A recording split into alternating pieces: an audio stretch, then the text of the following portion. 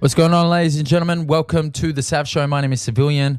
I'm the host of this show, and today I'm talking about how 2 years ago I hated myself, and now I am my own best friend. Crazy. And this is going to come from my newsletter, the Sunday Sav. I write a newsletter every Sunday, and you can receive it directly to your inbox by subscribing below. There'll be a link down there where you can subscribe, and I send this newsletter out every Sunday. I'm talking about hip-hop, raising the collective consciousness. I'm talking about gratitude, stoicism, becoming your own best friend. I'm talking about, just how to build a more healthy, positive, sustainable existence. And yeah, I'm exploring this stuff every week, and I talk about it in my newsletter, and I think it's a great read, and I think you will think it's a great read. So subscribe below. If you haven't subscribed to my YouTube channel or this podcast, please click the subscribe button now. This stuff really, really, really helps. And if you could like this particular video, that would be amazing. All right, I'm going to dive right in. So 2 years ago, I hated myself. I was my own worst enemy and on a collision course with a shitty existence. Now, I'm my own best friend. First, let me set the scene. The facts in early 2022 are this. Recently single from a 4-year relationship, failed trading business, move into a share house with my little brothers, too broke to afford my own place, fitness at an all-time low. I was skinny fat on account of drinking lots of beer during COVID. No creative consistency. I'm a broken man. All right, that's a painted picture. I have voice notes on my phone from around this time where the person in the recording is begging me to be better and to stop the pain. In tears, literally pleading to myself. It's difficult listening. Something had to change. I literally, I have voice notes. I have scribblings. I have notes, writing, journal entries. There's a lot of pain. This one particular voice note was like, kind of just, it gives me chills, like listening to it and thinking about it, because the person, I was literally talking to myself, and maybe one day I'll show this voice note to the world. It's pretty hard listening, but basically, I was pleading to myself to stop hurting myself. I was in this constant kind of like cycle of making mistakes and then berating myself for the mistakes I would make, and I just could not get out of my own way. I just couldn't. I kept finding ways to fuck up. I kept finding ways to hurt myself, to hurt people around me. It was a constant loop, and I was broken, and I needed to change. I needed to change. Otherwise, I was going to spend the next 30 or 40 years living I talked about this in the last podcast, but I was going to spend the next 30 or 40 years living a very, very shitty existence if I was going to survive that long. Anyway, so here's how I did it, okay? 5 steps. Doing hard work, number 1. My entire early life was full of comfort, indulging in it, running toward it. If something was hard or difficult or could lead to harm, then I ran. My confidence was low. I was a weak man. I craved safety and the comfort of modern living, baby. How good. In mid-22, I started finding myself in the gym more, showing up every day. My confidence started to grow. Then I was offered an opportunity to enter an amateur fight night. I saw this as a Hail Mary, my last opportunity to prove to myself that I can be disciplined. I took it with both hands, realizing early on that the hard work was where the real gains would be made. In the pits of my subconscious is where the battles are fought. Every time doubt would knock, I would not answer. My strength grew. I had learned to embrace hard work. Number 2, learning compounding. Until I was 32, compounding was not even in my vocabulary. Didn't even know how to spell it. Didn't even know what it is. It start with a C or a K. Compound. I didn't even know. Okay, knew nothing about it. Live fast, die young. That's all I knew. Being a broke, misguided, eccentric artist had a certain charm to it, a charm that I embraced. Delayed gratification was not something I ever considered. I started to see that the people I admired were not savants. They were not special. They were not gifted. They simply embraced compounding, showing up every day, not as a function of motivation, but duty. then it hit me. Everything counts. Success is the accumulation of many tiny actions over a long period of time. I had to embrace compounding. Number 3, practicing gratitude. I've always been like an outwardly happy person. I seem friendly and mildly mannered, but this was kind of a facade. My underlying programming was faulty. Low self-esteem, jealousy, wanting more, not accepting where I was. That was until the beginning of 2020.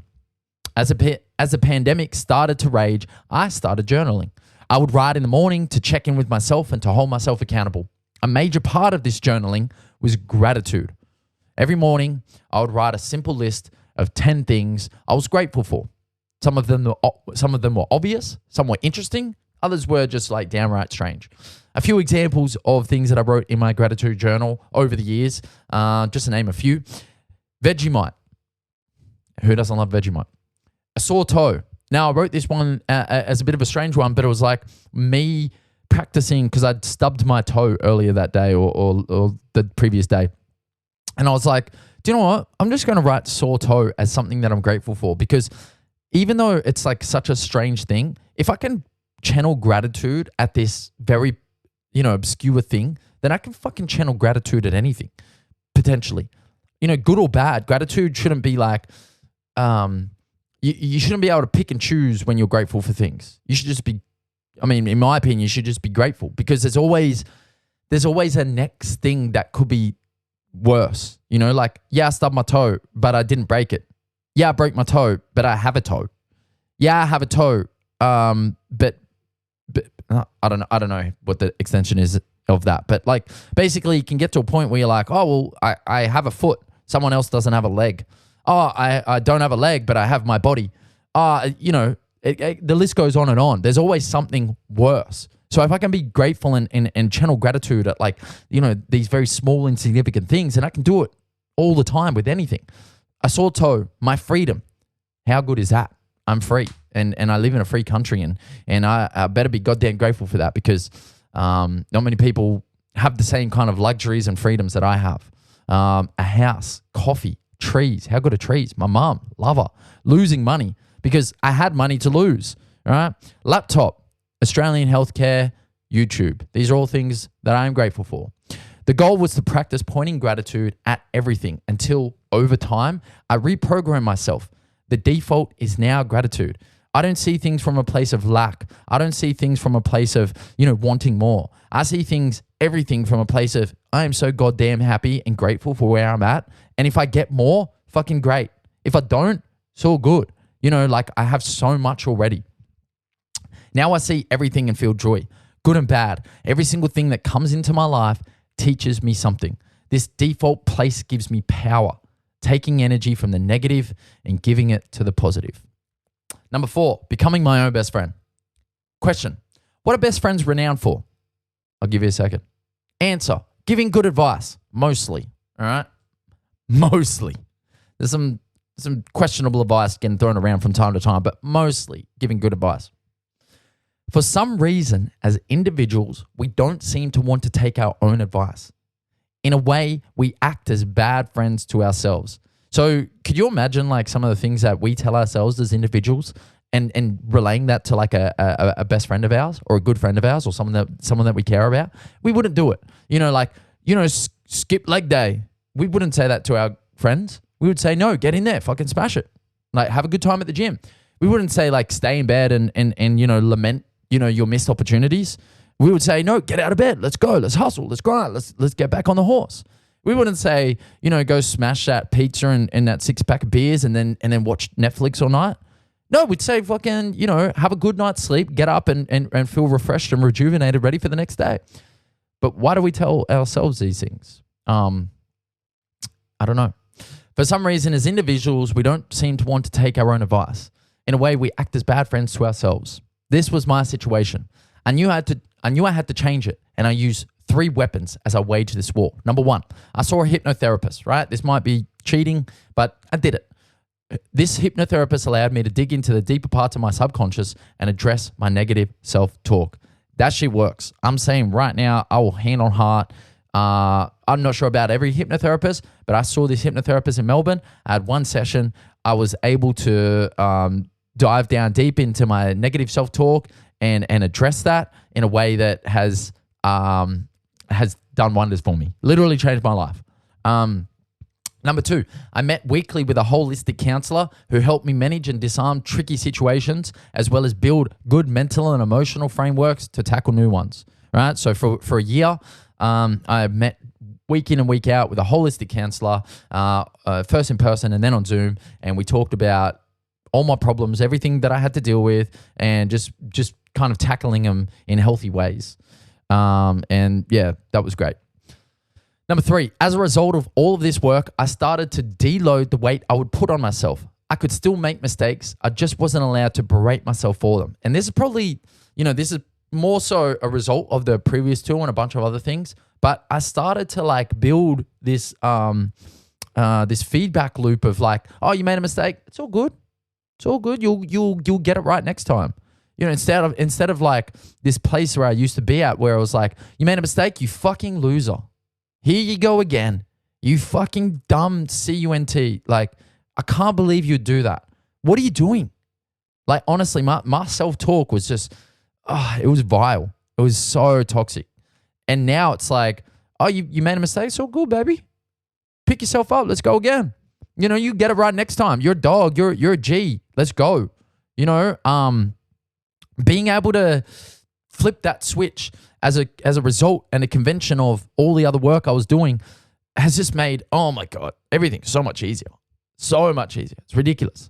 Now I want to get out there and keep proving to myself that I'm this guy and keep winning because, even if I lose, it's all good because I know I'm going to back myself next time. So, God damn, that's a good feeling. I'm feeling it right now. I'm feeling that feeling of do you know what? Even if I lose, who cares? I'll back myself to get it right next time because I know that I'm that guy now. And that's a great feeling. Anyway, over time, these actions and decisions have combined to create a space and landscape where I feel comfortable existing, trying things, making mistakes, and being okay with it. I am my own best friend and biggest supporter, and it feels great.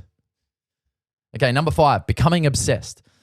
I've always enjoyed mental masturbation, feeling like you're doing the work, etc., aka procrastination. Then I read Stephen Pressfield's Turning Pro and the Art of War, or The War of Art, sorry, and studied Seth Godin's The Practice. All 3 great books. You should go check them out. I had to drop the charade and get obsessed. In the last 2 years, I've made content creation and storytelling my obsession. In that time, I've made hundreds of podcasts, released a bunch of songs and music videos, wrote dozens of blog articles and newsletters, cut up countless short videos, as well as a huge number of tweets and story posts. The point of it all is this. The point of all this output is obsession. I wanted to train myself to fall in love with the process and develop the systems of a content machine, ignoring all the cosmetic metrics. The obsessed win. It's as simple as that. The obsessed push through boundaries to claim their prize. I wish to join them, and to do that, I knew I had to become obsessed. Now I am. I am obsessed. Learning, writing, creating, and building is my life, and it will be forever. This obsession is not predicated on results. It's predicated on love. The love of creating. A love that I will happily bind myself to until the end of my time. Okay, that's it for me. Are you becoming your best friend? If not, why? What do you think of those 5 things? Let me rattle them off one more time. Number 1, doing hard work. Number 2, learning compounding. Number 3, practicing gratitude. Number 4, becoming my own best friend. And number 5, becoming obsessed. These are the 5 pillars and tools that I've used to turn myself from someone who hated myself to now someone who is my own best friend.